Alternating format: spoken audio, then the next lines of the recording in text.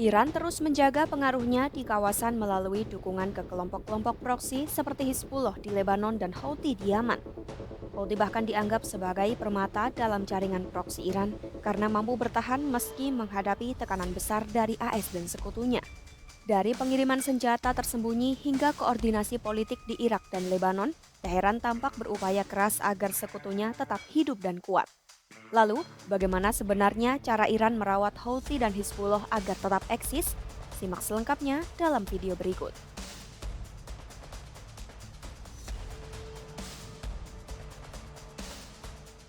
Menurut Critical Threats Project di American Enterprise Institute dan Institute for the Study of War, Iran punya 3 cara merawat proksi-proksinya.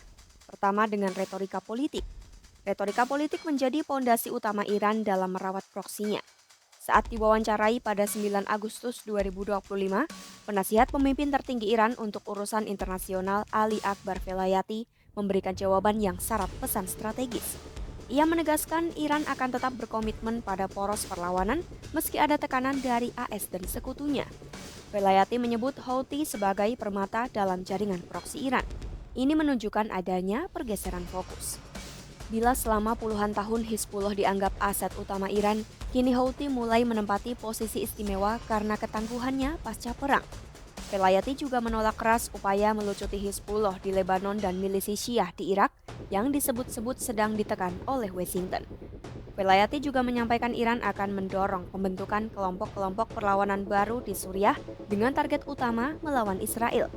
Bagi Iran, Suriah pasca perang adalah lahan kosong yang bisa diisi dengan kekuatan baru yang loyal pada Teheran. Fungsi retorika ini jelas. Pertama, untuk membangun moral dan kepercayaan diri sekutu agar mereka merasa tidak sendirian di tengah tekanan internasional. Kedua, untuk mengirim sinyal ke musuh bahwa Iran tidak goyah meski terkena kerugian di perang langsung melawan Israel. Ketiga, untuk memelihara citra perlawanan di mata publik kawasan karena bagi sebagian masyarakat di Timur Tengah, kelompok seperti Hizbullah dan Houthi masih dipandang sebagai simbol melawan Israel.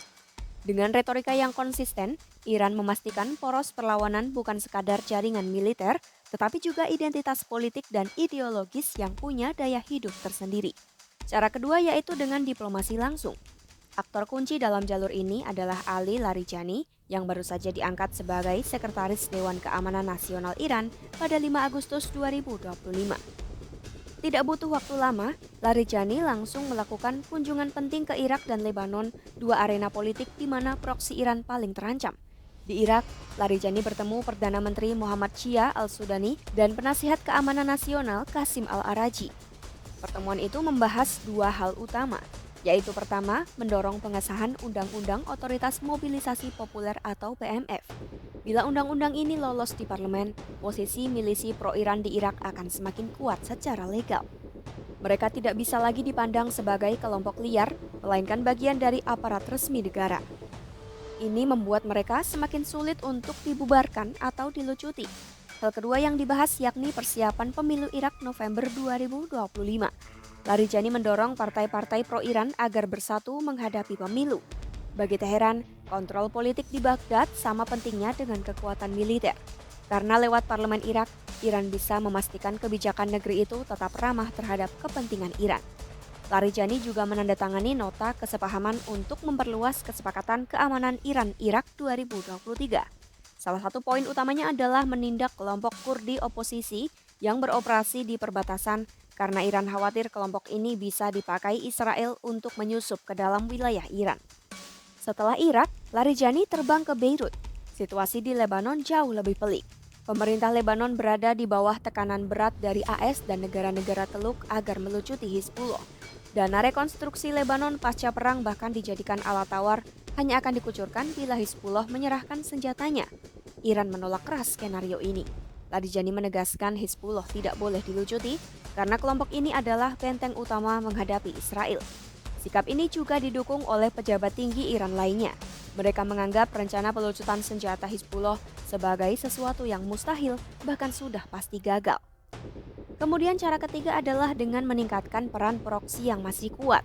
Jika Hizbullah kini berada dalam posisi tertekan, maka Houthi di Yaman justru sebaliknya. Sejak memulai kampanye militer melawan Israel pada Oktober 2023, Houthi meluncurkan ratusan drone dan rudal balistik ke wilayah Israel. Meski sebagian besar dicegat, aksi ini memberi nilai simbolis besar. Houthi tampil sebagai kelompok yang masih aktif melawan Israel, sekaligus menegaskan poros perlawanan tidak lumpuh meski perang menghantam keras Hizbullah dan Hamas. Iran segera mengkapitalisasi hal ini dengan meningkatkan dukungan ke Houthi. Bentuk dukungan paling nyata adalah jaringan penyelundupan senjata yang luas dan rapi. Menurut kesaksian awak kapal yang ditangkap pasukan Yaman pro pemerintah, Iran bersama Houthi mengoperasikan jalur penyelundupan yang melibatkan Iran, Somalia, Djibouti, Oman, Yaman, bahkan jalur udara lewat Yordania, Lebanon, dan Suriah.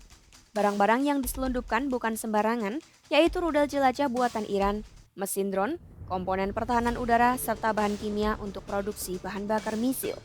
Beberapa pengiriman bahkan menyamarkan barang-barang berbahaya itu sebagai obat-obatan. Houthi juga punya struktur organisasi khusus untuk mengatur penyelundupan ini. Ada pejabat yang bertanggung jawab langsung ke IRGC untuk mengatur logistik militer, ada yang merekrut pelaut untuk jalur laut, ada yang mengatur keuangan untuk membayar jaringan operatif, bahkan ada yang mengordinasi penyelundupan melalui kedok industri perikanan di pelabuhan-pelabuhan Yaman. Selain itu, Houthi menguasai pelabuhan Hodeidah yang vital untuk ekspor minyak dan impor barang. Meski infrastruktur pelabuhan ini rusak karena serangan udara Israel dan Amerika, Iran tetap membantu Houthi dengan mengirim peralatan baru seperti kran untuk menjaga jalur logistik tetap berjalan. 3 strategi ini menjadi bukti bahwa Iran tahu betul bagaimana menjaga proksi-proksinya tetap hidup. Hizbullah tetap menjadi benteng menghadapi Israel di Lebanon, sementara Houthi kini muncul sebagai simbol perlawanan baru yang membuktikan diri tangguh pasca perang. Iran ingin menunjukkan meski ditekan dari segala arah, mereka masih mampu merawat jaringannya. Ikuti terus informasi global terkini hanya di YouTube Kompas.com.